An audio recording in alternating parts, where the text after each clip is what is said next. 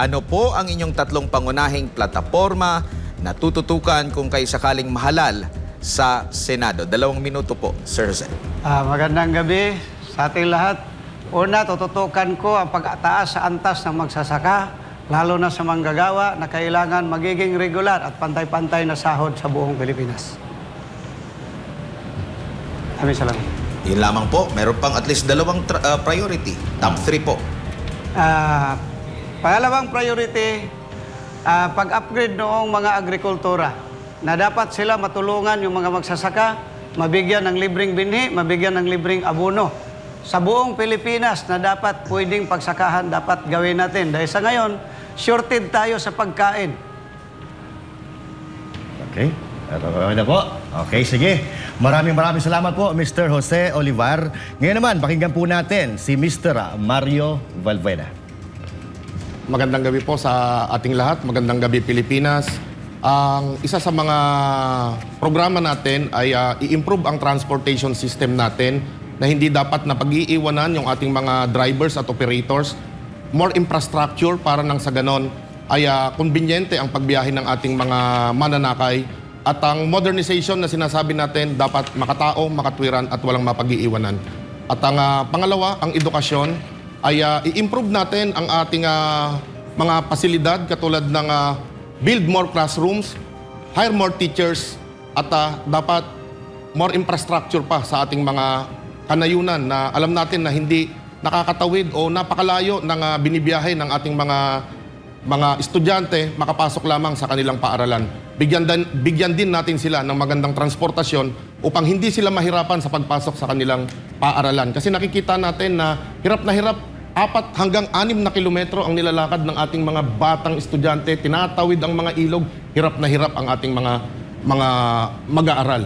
At ang pangatlo, ang ating ekonomiya, kailangan magkaroon tayo ng mga polisiya na makakatulong sa ating ekonomiya na hindi dapat mahihirapan yung mga small entrepreneurs na gustong maghanap buhay at nang sa ganon magkaroon ng equal opportunity ang ating mga gustong maghanap buhay at hindi mangmang na umaasa lamang sa ayuda ang taong bayan. Kasi ngayon, mas pinagtutuunan ng pansin ng ating mga mambabatas ang pamimigay kaysa bigyan ng pamingwit yung ating mga kababayan.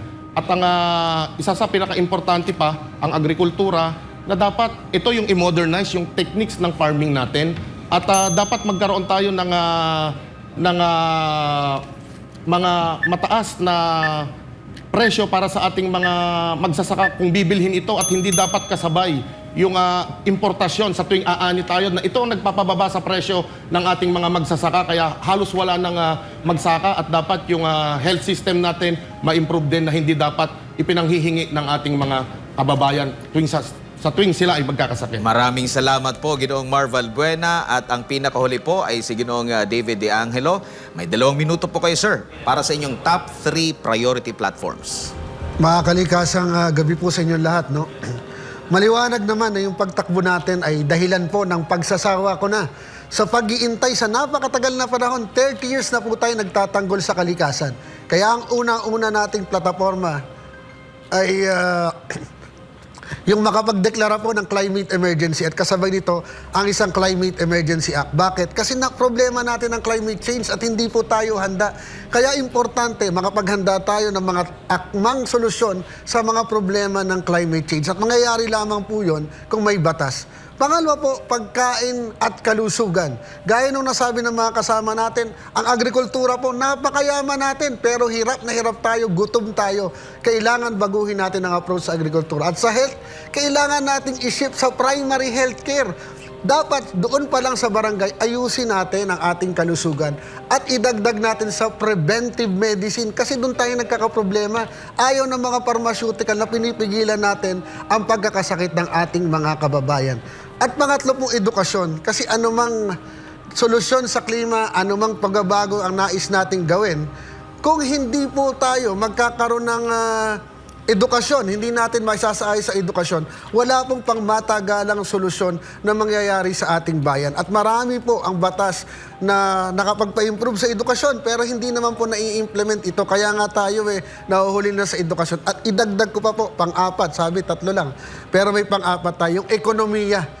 Kailangan pong baguhin natin ang sistema ng ekonomiya natin na nagpapahirap sa atin.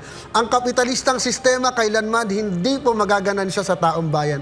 Kailangan gawin natin itong isang well-being economy kung saan kasama ang natural resources at human resources. Sapagkat ito po ang tunay na yaman ng isang bansa.